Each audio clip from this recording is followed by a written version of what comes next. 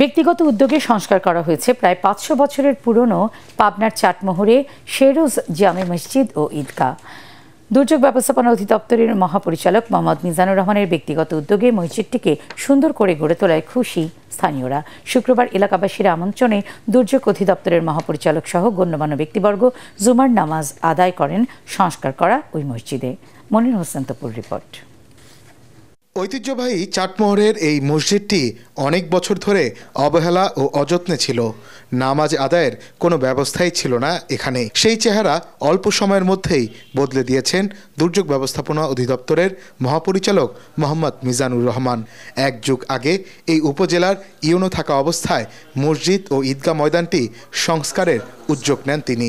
এলাকার লোক বলেছে এখানে একটা মসজিদ করেন এবং এই পুরান অংশটা ভাঙার জন্য আমাকে বলেছিল যে মসজিদের পুরান অংশটা অপসারণ করার জন্য। আমি যেহেতু এটার ঐতিহাসিক গুরুত্বটা বুঝতে পেরেছি, হয়তো পৃথিবীর মধ্যে এইটাই হচ্ছে ক্ষুদ্রতম একটা মসজিদ, কারণ ৫ জন লোক কেবলমাত্র নামাজ পড়তে পারে যে স্পেস আছে।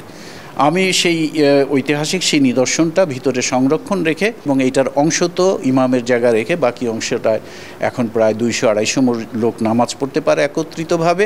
এখন দোতলা করার প্রয়োজন, কিন্তু আমার দৃষ্টিতে এখানে ঈদের সময় যে পরিমাণ লোক ২ ঈদে জমায়েত হয়, ঈদগাহটা আরও বড় করলে, আরও জমি বাড়িয়ে এটা ঈদগাহ সম্প্রসারণ করলে এটা এই এলাকায় আরও আনন্দ সহকারে ঈদের নামাজ উদযাপন করতে পারবে।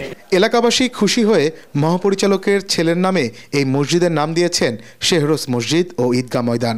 এর আরও সম্প্রসারণে জমি কেনার উদ্যোগ নেওয়া হয়েছে বলেও জানান মহাপরিচালক। মনির হোসেন তপু, এটিএন বাংলা, পাবনা।